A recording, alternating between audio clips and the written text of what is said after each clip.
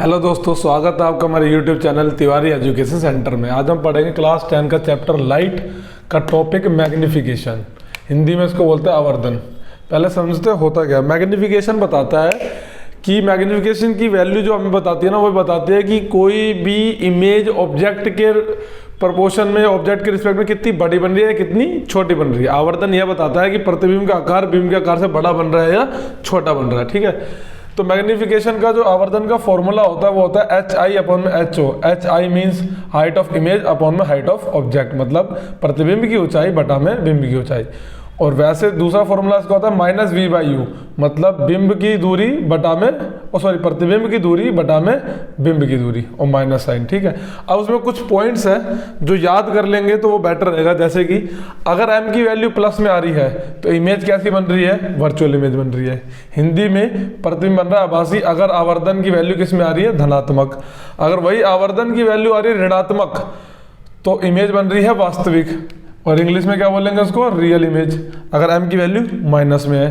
ठीक है, दूसरा अगर m की वैल्यू है प्लस में और 1 से छोटी, मतलब कि मान लो m की वैल्यू है प्लस में हो और ऐसे हो 0.25, प्लस है 1 से छोटी है तो मतलब कौन सा मिरर है, कन्वेक्स मिरर।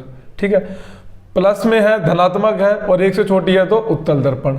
m की वैल्यू प्लस में और 1 से बड़ी हो, मतलब मान लो m की वैल्यू होगी 2.25, प्लस में भी है और 1 से बड़ी है तो कौन सा मिरर हो गया, कॉनकेव मिरर, हिंदी में अवतल दर्पण। अगर m का मान धनात्मक हो और 1 से बड़ा हो। वही अगर m की वैल्यू माइनस में है तो आंख बंद करके लिख दो कॉनकेव मिरर। ठीक है, ये 2-4 टॉपिक है और भी है। जैसे कि हाँ, अगर m की वैल्यू 1 से छोटी है, m की वैल्यू 1 से छोटी है तो इसका मतलब क्या हुआ कि हाइट ऑफ इमेज छोटी है हाइट ऑफ ऑब्जेक्ट के, छोटी है हाइट ऑफ ऑब्जेक्ट के। अगर m की वैल्यू 1 से बड़ी है, m की वैल्यू 1 से बड़ी है तो मतलब हाइट ऑफ इमेज, मतलब प्रतिबिंब की ऊंचाई बिंब की ऊंचाई से क्या है, बड़ी है।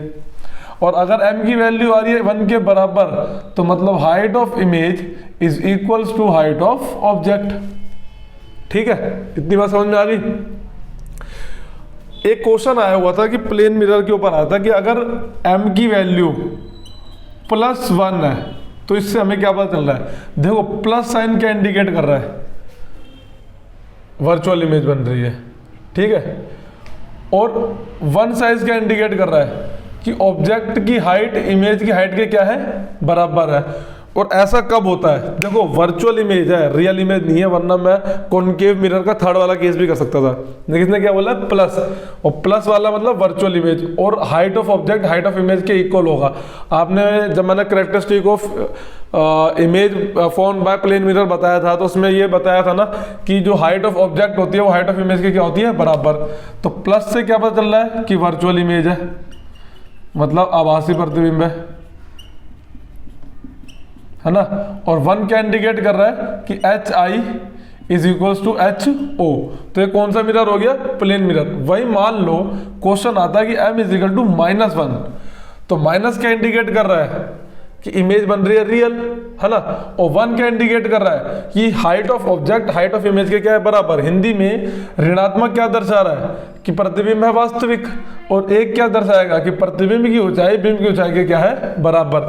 और ऐसा सिर्फ एक कंडीशन में होता है, अवतल दर्पण का थर्ड केस, कॉनकेव मिरर का थर्ड केस। मैंने पूरे के 6 केस बनवाए हुए अपनी वीडियोस में, उसमें जाके देखना। थर्ड केस में क्या होता है कि ऑब्जेक्ट होता है सी पर और इमेज भी कहाँ बनती है, सी पर, और जो ऑब्जेक्ट का साइज होता है वो इमेज के साइज के बराबर होता है। तो हम इतनी सी चीज से इतनी जानकारी निकाल सकते हैं कि इमेज बन का रही है ना, इमेज का साइज क्या होगा और वो कौन सा डायग्राम हो सकता है या कौन सा वो रे डायग्राम हो सकता है। इसी चीज से हम ये सब निकाल सकते हैं। तो इन वैल्यूज को अच्छे से पढ़ लेना, बहुत सिंपल है। ठीक है, इसको याद कर लेना, ये तो समझ में आ जाएगा। ये वाला चीज़ ये हो गया, और अगर प्लस में है तो वर्चुअल है, माइनस में, ये थोड़ा याद करना पड़ेगा कि प्लस में हो और 1 से छोटी हो। क्योंकि कॉन्वेक्स मिरर है ना, इसको भी याद करने का तरीका बताता हूँ। क्योंकि कॉन्वेक्स मिरर है ना, हमेशा 2 ही केस है मिरर में, और इन दोनों केसों में उत्तल दर्पण में प्रतिबिंब छोटा ही बनता है ना। तो अगर कौन एक से वैल्यू छोटी है और प्लस में है तो कॉन्वेक्स मिरर है, अगर एक से बड़ी है तो भी आंख बंद करके कॉनकेव मिरर, और माइनस में है तो भी आंख बंद करके कॉनकेव मिरर। ठीक है, बस ध्यान कब देना है कि एक से छोटी हो वैल्यू और प्लस में हो तो कॉन्वेक्स मिरर, हिंदी में उत्तल दर्पण। वो भी क्यों?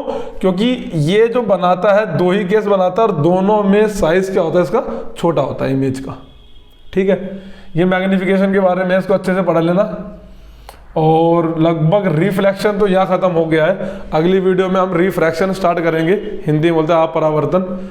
ठीक, और इसमें कुछ डाउट हो तो कमेंट बॉक्स में मेरे से पूछ लेना, और अगर वीडियो समझ में आ गई है तो उसको लाइक करें, अगर अभी तक आपने मेरा चैनल सब्सक्राइब नहीं किया तो प्लीज़ उसको सब्सक्राइब करें। Thank you.